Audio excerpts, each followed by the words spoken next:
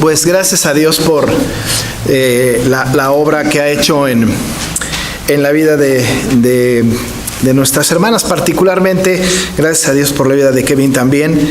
No hay duda de que el Señor ha sido bueno con nosotros, pero ahorita estaba yo preguntándole a Livni, nos hace falta algo, y esto es orar, ¿no? Vamos a tener este tiempo para orar y agradecer al Señor y seguir pidiendo por la vida de mi hermana Rosy, por la vida de mi hermana Sandra, claro, que expresaron sus experiencias con Dios, y de otras personas más que han estado en alguna necesidad. Decía nuestra hermana Rosy que pues vemos caras, ¿no?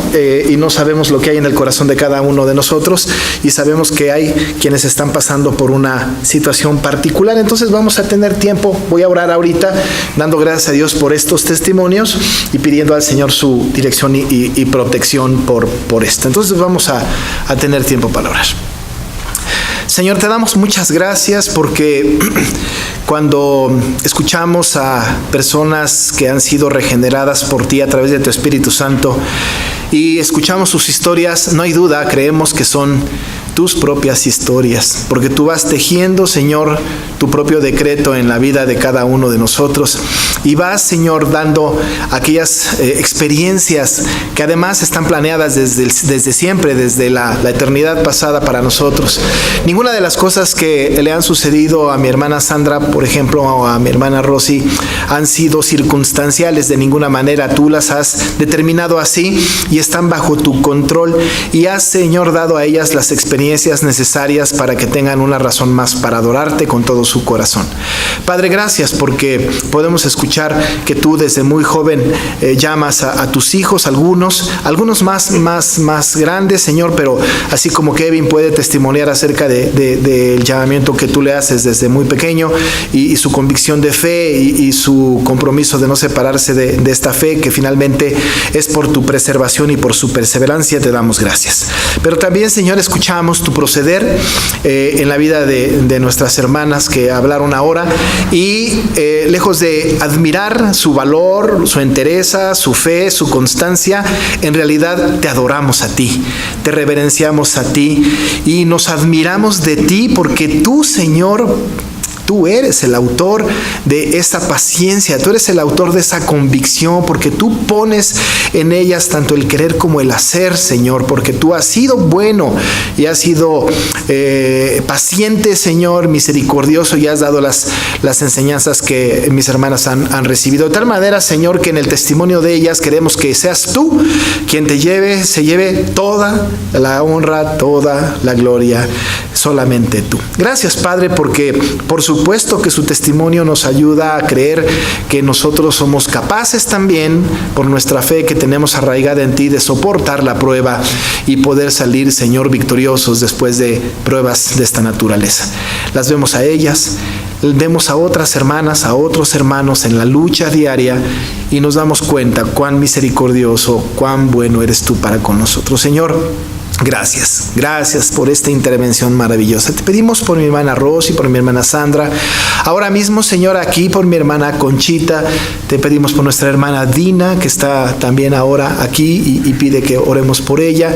Y por otras tantas hermanas y hermanos, Señor, que dependen de ti y que escuchando esto, Señor, anhelan tener un testimonio también de paciencia, de perseverancia, y cómo tú, Señor, vas trabajando en la vida de cada uno de nosotros. Gracias por ellas, gracias por este joven, gracias, Señor, por tu maravillosa participación y tu providencia.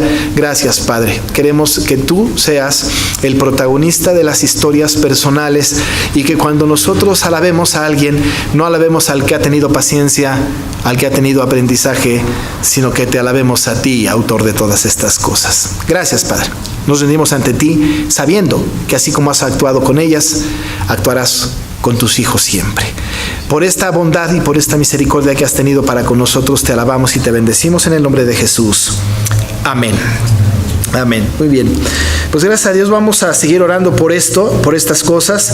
Dentro de los testimonios que escuchamos, implícitamente hay petición, ¿no? Es decir, ya sabemos la situación y tenemos que seguir orando por estas circunstancias. Seguramente en las siguientes actividades que haya, que tengamos oportunidad de testimonio, que será una actividad recurrente, bueno, pues entonces seguiremos escuchando otros testimonios y nos conoceremos un poco más para tener más elementos para orar unos por otros. Pero vamos a la meditación de la palabra brevemente. Nosotros hemos estado estudiando lo que está contenido en el Catecismo Mayor y estamos terminando en realidad la primera sección. Las primeras 5 preguntas del Catecismo son más o menos como introductorias. Hay en esencia doctrina importante allá, tenemos conceptos importantes, pero son eminentemente introductorias. Aquí termina esta primera sección, digamos, y luego entraremos en una sección diferente. Hoy haré una recapitulación y abordaré la pregunta número 5, pero tendremos un poco el panorama general de esta primera sección del Catecismo Mayor. Mi expectativa, mi anhelo, es que los que tienen oportunidad de tener el Catecismo en casa y lo puedan leer, que lo estén leyendo continuamente. La lectura del Catecismo es muy importante y más importante es quizá la memorización del Catecismo. Esta es la intención de los catecismos, que alguien pregunte y nosotros podamos responder al catecismo de una manera segura, congruente y de acuerdo a las escrituras. Hemos abordado ya entonces las primeras preguntas, las 4 primeras, que tienen que ver la primera con cuál es el fin principal y más noble del hombre, y ya hemos hablado de esto y contestamos que el fin principal y más noble del hombre es glorificar a Dios y gozar de él para siempre. Casi todos los creyentes reformados, esta es la única pregunta que se saben responder, casi. Es decir, casi siempre recurrimos a esta y es la que respondemos, y la gente en términos generales dicen, yo me sé el catecismo porque me sé la primera pregunta, pero el resto quizá no la sabemos, y menos las respuestas, pero esta sí, esa es la primera, es la que todos nos sabemos. Si llega usted a una iglesia presbiteriana, a mí me ha pasado, y repito, hermanos, el fin principal y más noble del hombre es, casi estoy seguro de que todos a coro me dicen glorificar a Dios y gozar de él para siempre, y casi estamos seguros de que somos una iglesia confesional porque nos sabemos la respuesta de la primera pregunta. Pero hay más, y no digo más importantes, pero que complementan esta primera pregunta que establece, digamos, todo, ¿no? La introducción del catecismo. Hablamos acerca de la segunda pregunta, de cómo se manifiesta que Dios existe, y hablamos que la misma luz de la naturaleza que hay en el hombre y las obras de Dios manifiestan con claridad que hay un Dios, pero solamente su palabra y espíritu revelan a Dios suficiente y eficazmente a los hombres para su salvación. Esto ya lo platicamos. La tercera pregunta ya nos acercó más al tema de las últimas 3 preguntas de esta sección, que tiene que ver con la palabra, con las escrituras. Y en la pregunta 3, la pregunta que se establecía es, ¿qué es la palabra de Dios? Y respondíamos que las Sagradas Escrituras, tanto del Antiguo Testamento como del Nuevo Testamento, son la palabra de Dios, única regla de fe y obediencia. Y luego, la semana pasada hablábamos un poco acerca de cómo se manifiesta que las Sagradas Escrituras son las palabras de Dios. Esto fue lo que hablamos la semana pasada. Y respondíamos que las Escrituras manifiestan por sí mismas ser la palabra de Dios por medio de su majestad y pureza, por la armonía de todas sus partes y por el propósito de todo su conjunto, el cual consiste en dar toda la gloria a Dios por su luz y poder para convencer y convertir a los pecadores, para consolar y edificar a los creyentes para la salvación. Pero el Espíritu de Dios, dando testimonio con y por medio de las Escrituras en el corazón del hombre, es el único capaz de persuadirlo plenamente de que ellas son la verdadera palabra de Dios. Esto lo revisamos la semana pasada. Hablamos de lo armonioso de sus partes, y ahí tocamos algo que me gustaría que quedara como en la mente de nosotros, como un conocimiento importante, que la armonía de todas sus partes tiene que ver con solamente los 66 libros inspirados, 39 del Antiguo Testamento, 27 del Nuevo Testamento, 40 autores y 14 siglos. Eso sería como un conocimiento general básico que deberíamos de saber. Si alguien nos pregunta cómo se conforma la Escritura, esto es: 66 libros, insisto, 39 Antiguo, 27 Nuevo, 40 autores y 14 siglos, que equivale a 1400 años desde Moisés hasta Juan, en todo el lapso de la escritura de la palabra del Señor, en todas sus partes, todas armoniosas, y son las únicas que nos pueden hablar acerca de la salvación, las únicas que pueden decirnos a nosotros algo respecto de la salvación. No hay otra cosa que nos hable de la salvación, sino solamente la Escritura. Otras cosas nos pueden dirigir, otras cosas nos pueden animar, nos pueden entusiasmar para buscar en la Escritura las palabras sabias y la dirección para la salvación, que solamente es a través de la Escritura por Cristo Jesús. Así como Pablo le dijo a Timoteo en 2 de Timoteo 3, le dijo: estas escrituras, las cuales te pueden hacer sabio para la salvación, de tal manera que la fe viene por el oír y el oír por la palabra. Es decir, solamente a través de la Escritura, dice el catecismo, podemos dar y ser persuadidos más bien plenamente de que es verdadera palabra de Dios y que evidentemente tenemos la salvación en Cristo Jesús. Pero luego entonces pasamos, ¿no?, a la última pregunta de esta sección, que es muy simple, y la respuesta aparentemente simple también. Sin embargo, vamos a tener algunos pequeños énfasis en la elaboración de la respuesta. La pregunta 5 del catecismo es, siempre en función de la palabra: ¿qué es lo que enseñan principalmente las Escrituras? Esta es la pregunta. ¿Qué es lo que enseñan principalmente las Escrituras? Es interesante la pregunta, porque la pregunta sugiere que las Escrituras enseñan muchas cosas, ¿no es cierto? Es decir, mucho. Es acervo impresionante de conocimiento general. No necesitaríamos casi nada más que conocer las Escrituras para tener un concepto completo de las cosas. Entonces esta pregunta como que sugiere que hay otras cosas que la Escritura enseña, lo cual es completamente cierto. Hay muchas cosas que la Escritura enseña. Las iglesias, en términos generales, debemos enseñar muchas cosas que las Escrituras enseñan. De hecho, cada domingo hay una predicación diferente, cada día hay una aplicación distinta. Aprendemos muchas cosas, no solamente las historias, pero aprendemos principios de vida. Muchas cosas están enseñadas en la Escritura. Pero parece ser que la pregunta tiene la intención de ir un poquito más específica en el asunto de su elaboración, cuando dice: ¿qué es lo que enseña principalmente? ¿Cuál es la enseñanza básica?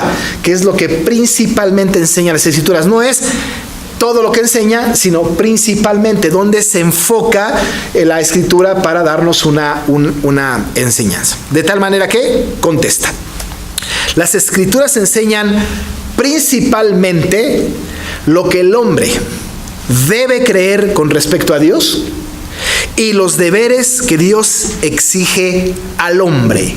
Ahora, repetiré: las Escrituras enseñan principalmente lo que el hombre debe creer con respecto a Dios y los deberes que Dios exige al hombre. Así que entonces la Escritura tiene mucho, absolutamente mucho que enseñar, pero principalmente, dice el catecismo, enseñan lo que el hombre debe creer con respecto a Dios. La otra, los deberes que Dios exige al hombre. Vamos a quedarnos con dos palabras, y aunque no es mi intención hacer una exégesis de la respuesta, porque la única exégesis que vale la pena es de la palabra, pero vale la pena poner nuestra atención en dos palabras que están en la respuesta. Las dos palabras que son importantes atender son debe y exige. Porque en la primera parte, si ustedes anotaron la respuesta, vale la pena hacerlo, dice que las Escrituras enseñan principalmente lo que el hombre debe. No dice lo que para el hombre sería recomendable o sería interesante. No. El catecismo, entendiendo el valor de la Escritura, entendiendo el contenido de la Escritura, establece el deber. ¿no? El deber del hombre en cuanto a lo que enseñan las Escrituras. El deber que nosotros tenemos con respecto de las Escrituras y lo que debemos nosotros aprender de lo que enseñan, hay un deber. Esto es el deber. Debemos nosotros creer lo que las Escrituras dicen con respecto a Dios. Este es nuestro deber. Este es nuestro deber. Hay muchas maneras, ¿no?, de conocer a Dios o de intentar conocer a Dios. Muchas maneras. De hecho, tenemos culturalmente, ¿no?, la costumbre de contar nosotros quién es Dios sin la Escritura. Si vamos a la calle y le preguntamos a la gente, para ti, ¿quién es Dios? ¿O qué piensas respecto de Dios? Tenemos una gran cantidad de información al respecto. Tenemos muchas respuestas muy variadas. La gente puede hablarnos acerca de Dios desde su propia perspectiva. Incluso, si nada más hacemos esta pregunta, para ti, ¿quién crees o qué crees al respecto de Dios? Podemos tener respuestas de casi cada tendencia, ¿no?, cada denominación, cada religión, que la respuesta puede ser unánime. Si llegamos, por ejemplo, con un budista, o llegamos, por ejemplo, con alguna otra persona, un sintoísta, o si vamos a alguno, incluso con alguna otra persona de otra religión, y les preguntamos qué piensa respecto de Dios, nos pueden dar respuestas que nosotros también daríamos. Alguien nos puede decir, Dios, pues es el todopoderoso, es el soberano. Casi pudiésemos creer que todas las doctrinas, todas las religiones nos deberían de decir o nos dirían lo mismo. No significa que compartimos la misma creencia respecto de Dios. No significa esto, ¿no? No significa así. De hecho, nosotros sabemos por lo que dice la Escritura que incluso los demonios creen en Dios y tiemblan, ¿no? Es decir, ellos creen en Dios. Si le preguntamos a una persona así, ¿no?, tendiente a Satanás, ¿para tú qué piensas respecto de Dios? Y nos pueden dar toda una clase de atributos respecto de Dios, pero quizá lo que ellos piensan de Dios es diferente, o incluso para ellos Dios no es el que nosotros creemos que enseña la Escritura. Por supuesto, cada denominación, cada religión, cada secta tiene como un Dios a la carta. Establecen primero sus principios filosóficos y después, a partir de ahí, construyen una imagen de un Dios semejante a ellos. Pero nosotros no creemos así.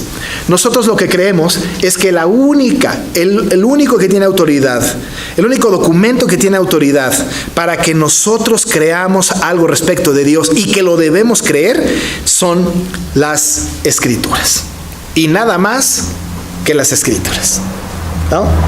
Si alguien nos dice esto creo de Dios o este es Dios, si no está acorde a la palabra, esa creencia es una creencia idolátrica, falsa, construida. Nosotros, según la respuesta, debemos creer algo respecto de Dios, y eso solamente está contenido en la Escritura. Los deberes, dice la segunda parte, que Dios exige al hombre. Si queremos saber cómo nos debemos de conducir, la palabra exige es muy importante. Dios no nos sugiere una conducta cristiana, Dios ordena una conducta cristiana. ¿No es cierto? Es decir, Dios no nos dice, ojalá fuera santo. ¿No es cierto? No nos dice esto. Sería bueno que no mintieras. O estaría bien que no codiciaras. No hace esto. Hay una exigencia, pero esta exigencia de cómo debemos nosotros de comportarnos, ¿no?, las exigencias que Dios tiene para nosotros, no están a partir de una base moral de la cultura occidental nuestra, sino está sobre la base de la Escritura. Cómo nos debemos de conducir está basado, fundamentado en la Escritura. Solamente la Escritura establece cómo debemos nosotros vivir, lo que nosotros debemos hacer, lo que determina nuestro estilo de vida. No las filosofías del hombre, no los códigos de conducta de acuerdo al hombre, sino lo que Dios exige como deberes para con nosotros. Está bien difícil, ¿no? Porque en realidad nuestro código de ética a veces está lejos de lo que la palabra establece, de lo que la palabra dice. cuando nuestro código de ética tiene que ser la Biblia, la Escritura. Los deberes que Dios no sugiere, exige al hombre. Lo que enseñan entonces principalmente las Escrituras tiene que ver con lo que debemos creer acerca de Dios y con los deberes que Dios exige al hombre. Cuando Moisés escribió Deuteronomio, estas dos cosas estaban completamente explícitas e implícitas. Deuteronomio 10, 12 al 13, o 12 y 13 dice: Ahora pues, Israel, ¿qué pide Jehová tu Dios de ti? Sino que temas a Jehová tu Dios, que andes en todos sus caminos y que lo ames, y sirvas a Jehová tu Dios con todo tu corazón y con toda tu alma. Que guardes los mandamientos de Jehová y sus estatutos que yo te prescribo hoy, para que tengas prosperidad. Nosotros, como leímos en la primera pregunta, como propósito tenemos glorificar a Dios. Y el deber que tenemos respecto de Dios es que al Señor tenemos que temer, tenemos que creer, y lo tenemos que creer y lo tenemos que temer a partir de lo que la Escritura nos dice. El apóstol Juan escribe en el propósito con el cual escribe el Evangelio exactamente cuál fue su propósito, y tiene contenida la respuesta de esta pregunta 5. Porque allá en Juan 31 él dice: pero estas cosas se han escrito para que creáis que Jesús es el Cristo, el Hijo de Dios, y para que creyendo tengáis vida en su nombre. Nos dice qué creer y nos dice cómo tenemos que conducirnos, nuestro estilo de vida. Creer en Jesús como Salvador es el deber del creyente. Creer respecto de Dios, todo lo que se dice de Dios en la Escritura, es un deber para nosotros como creyentes. Pero ¿qué cree? Que nosotros a veces tergiversamos y le ponemos más atención al estilo de vida que a lo que debemos creer con respecto de Dios, que está contenido en su palabra y que básicamente lo dicen o lo dictan las doctrinas fundamentales de la fe cristiana. Yo no sé si alguno de ustedes ha escuchado, ¿no? El comentarista Voss, que he mencionado con cierta regularidad, pone este punto en su escrito, y me pareció muy interesante porque es parte de nuestra historia. Hemos escuchado a veces a gente, cuando predica el Evangelio, decir esto: es que la vida cristiana no es una religión, es un estilo de vida. Lo que yo te predico no es una religión, es un estilo de vida. Ahora, yo he escuchado esta expresión muchas veces. Mucha gente que va, ¿no?, a una predicación o va a predicarle a alguien o quiere hablarle a alguien, y como sabe que ese alguien rechaza la religión, le dice: es que yo no vengo a predicarte religión, yo vengo a hablarte de un estilo de vida. Suena bonito, pero está en contra de la Escritura. Suena bien, pero no está en concordancia con la Escritura, porque lo que estamos haciendo en esta aseveración es diciéndoles a ellos o invitándoles más a un estilo de vida, una exigencia a lo que Dios tiene para con nosotros, pero estamos descartando lo que debe de creer. Es como si le dijéramos: no importa lo que creas, importa cómo te portes. No te voy a hablar de religión, no te voy a hablar de doctrina, porque esto no es la cristiandad. La cristiandad no es doctrina, no es religión, es un estilo de vida. Pero ¿sobre qué base está el estilo de vida? ¿Sobre qué base se construye el estilo de vida? ¿Quién lo determina? ¿La denominación? ¿El pastor? ¿El predicador? ¿Las hermanas de la iglesia? ¿Quién establece el estilo de vida?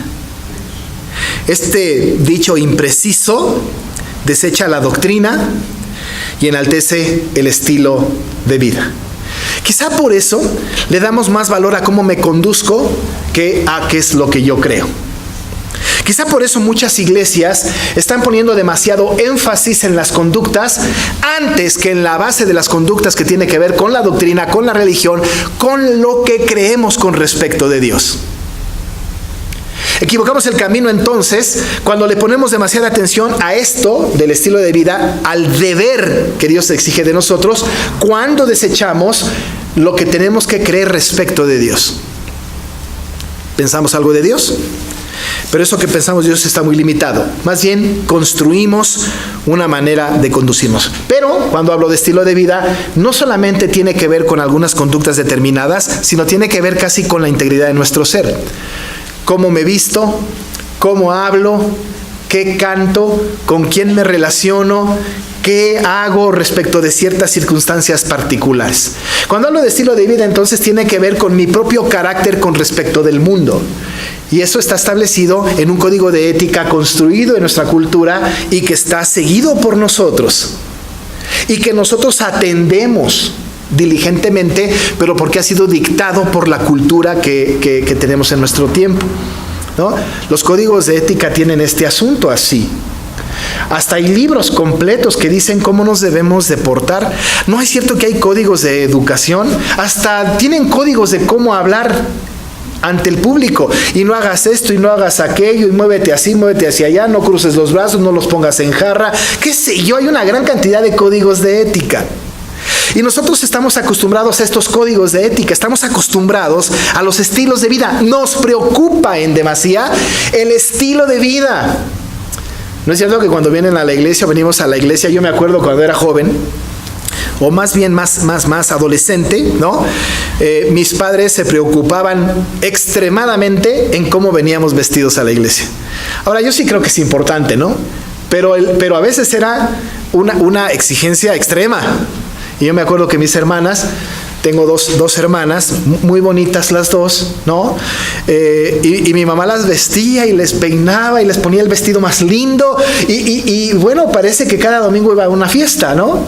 Y yo creo que está bien, pero el estilo de vida gobernaba. No importa si tu corazón tiene un concepto de Dios equivocado. Lo que importa es cómo te vistas. Otra vez, tu estilo de vida.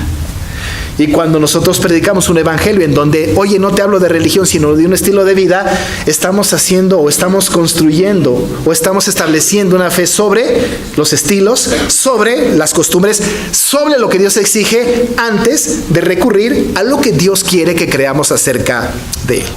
Así que si estamos haciendo esto, debemos de dejar de hacerlo. No le digamos a la gente, te estoy invitando a un estilo de vida, no a una religión. En realidad, vamos a ser más incluyentes. Te estoy invitando a una doctrina y a un estilo de vida, a las dos.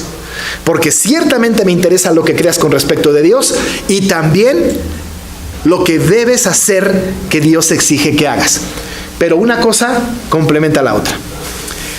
Esto no es algo que yo estoy pensando solamente, sino está establecido en la palabra. ¿No es cierto que el Señor mismo dijo en el resumen de la ley? En el resumen de la ley estableció esto. Él dijo que la ley se resume en amarás al Señor tu Dios con todo tu corazón y con toda tu alma y con toda tu mente, en donde está lo que debo creer con respecto de Dios. Y lo otro dice, este es el primer y grande mandamiento, pero el otro es amar al prójimo como a uno mismo. Pero está claro que la primera parte del mandato tiene que ver con amar a Dios.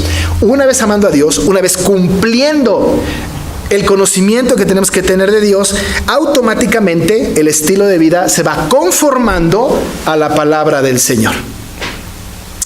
Yo recuerdo que hace mucho tiempo, no aquí en esta iglesia, en alguna otra iglesia, predicaba yo acerca de buscar el reino de Dios y su justicia, y las demás cosas vendrán por añadidura.